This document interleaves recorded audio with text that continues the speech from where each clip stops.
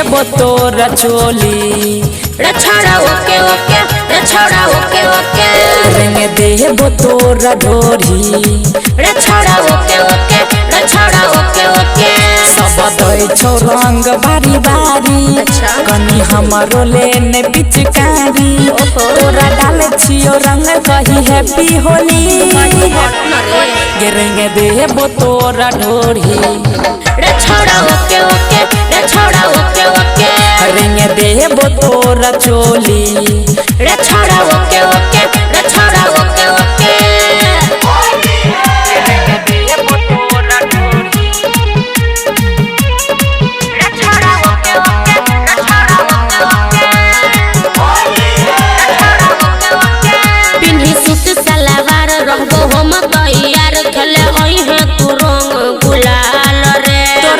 रंग चोली में देखे करी देबो जोबन दुनु लाल लगे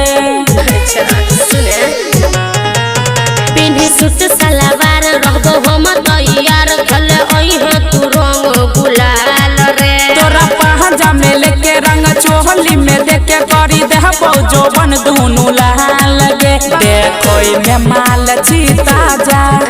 आई लेबो खूब गे मजा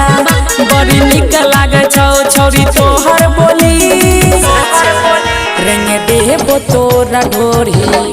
रे छोड़ा ओके ओके रे छोड़ा ओके ओके रंग देबो तोरा चोली रे छोड़ा ओके ओके रे छोड़ा ओके ओके संची डिजिटल रिकॉर्डिंग स्टूडियो रे छोड़ा ओके ओके रे छोड़ा ओके ओके रंग डाली है तू ढेर ज्यादा करी है ने देर सब रखबो करी के सेटिंग रे आगे नवीन निगम के महल छही ज्यादा करे नहीं देबो बेटिंग दे सच में रे सुने रंग डाली है तू ढेर ज्यादा करी है ने देर सुमन रखतो करी के सेटिंग रे आगे नवीन निगम के महल छही ज्यादा करे नहीं देबो बेटिंग दे आई देबो माजा हम तोरा आई जो नहीं हमारे कोरा जइया दे तो चोली खोली रंग देबो तोरा ढोरी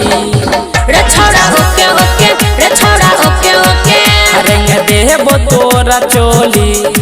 रे छोड़ा ओके ओके रे छोड़ा ओके ओके ओके ओके मिक्स बाय सिक्कू सावरिया।